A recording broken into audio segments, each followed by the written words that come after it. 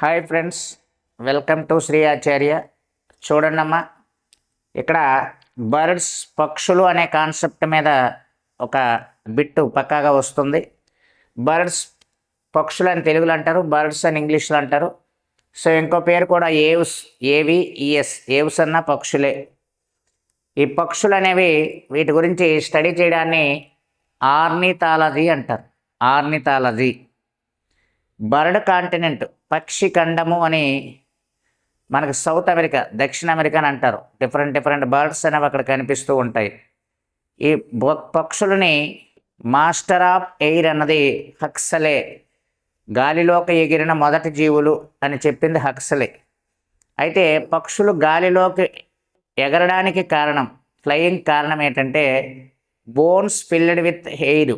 వాటి యొక్క ఎముకలలో గాలితో నిండి ఉంటుంది. అలాగే బలమైన రెక్కలు, స్ట్రాంగ్ వింగ్స్ ఉండడం వల్ల ఎగరగలుగుతున్నాయి. అలాగే పక్షుల్లో 4 ఛాంబర్డ్ హార్ట్, 4 గదుల హృదయం అనేది కనిపిస్తూ ఉంటుంది. మ్యామల్స్ అండ్ బర్డ్స్, పక్షులు మరియు క్షీరదాల్లో 4 గదుల హృదయం అనేది కనిపిస్తూ ఉంటుంది. పైనుండే 2 గదులు 2 ఛాంబర్స్ని ఆరికల్స్, కర్ణికలు అని, కింద నుండే 2 ఛాంబర్స్ని వెంట్రికల్స్, జఠరికలు అని అంటారు. అలాగే పక్షులన్నీ కూడా ఎగ్స్, గుడ్లను విడుదల చేస్తాయి. కాబట్టి అండోత్పాదకాలు ఓవి ప్యారస్ యానిమల్స్ అంటారు.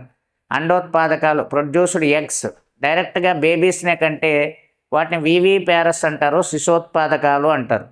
సో పక్షుల యొక్క గుడ్లు, పక్షుల గుడ్లే మనం డైలీ తీసుకుంటాం. పక్షుల గుడ్లు పెద్దవిగా ఉంటాయి. సో పక్షుల గుడ్లలో మనం ఎక్కువగా వాడే గుడ్లు పౌల్ట్రీ ఎగ్స్, కోడిగుడ్లను ఎక్కువగా వాడుతూ ఉంటాము.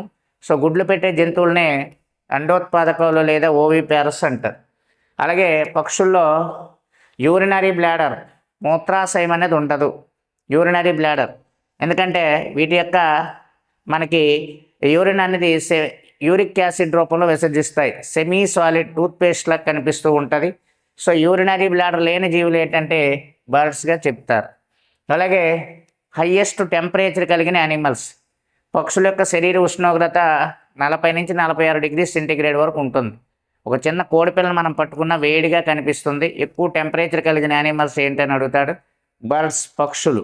పక్షులు ఎక్కువ ఉష్ణోగ్రత అనేది కలిగి ఉంటుంది. అలాగే స్వెట్ గ్లాండ్స్, చెమట గ్రంథులు. వీటిని స్వెట్ గ్లాండ్స్, చెమట గ్రంథులు లేదా శ్వేత గ్రంథులు అనే పక్షుల్లో ఎక్కడా మనకు కనిపించవు. ఓకేనే. అయితే ఈ పక్షులు మనకి స్థిరోష్ణ జీవులు, వార్మ్ బ్లడెడ్ యానిమల్స్. వాటి శరీర ఉష్ణోగ్రత స్థిరంగా ఉంటే వాటిని వార్మ్ బ్లడెడ్ యానిమల్స్ అంటారు. శరీర ఉష్ణోగ్రత మారుతూ ఉంటే వాటిని కోల్డ్ బ్లడెడ్, శీతల రక్త జీవులు అని కూడా అంటారు. పక్షులు శరీర ఉష్ణోగ్రత స్థిరంగా ఉంటుంది. అలాగే టీత్, దంతాలు అనేవి పక్షుల్లో కనిపించవు. దంతాలకు బదులుగా రాంపో తీక అనే ఒక కొమ్ము లాంటి ముక్క అనేది ముందుకు పొడుచుకొని ఉంటుందన్నమాట. అలాగే ఇవి పక్షులకు సంబంధించిన బేసిక్. అయితే ఇప్పటివరకు బిగ్గెస్ట్, అతిపెద్ద పక్షి మనకి ఆస్ట్రిచ్. ఇది సహారా డెజర్ట్లో ఉంటుంది.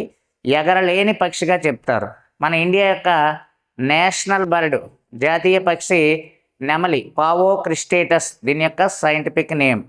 అలాగే ఎక్కువ దూరము మన ఇండియాలో బిగ్గెస్ట్ బర్డ్, అతిపెద్ద పక్షి ఏదంటే గ్రేట్ ఇండియన్ బస్టర్డ్, బట్ట మేకతల పెట్ట.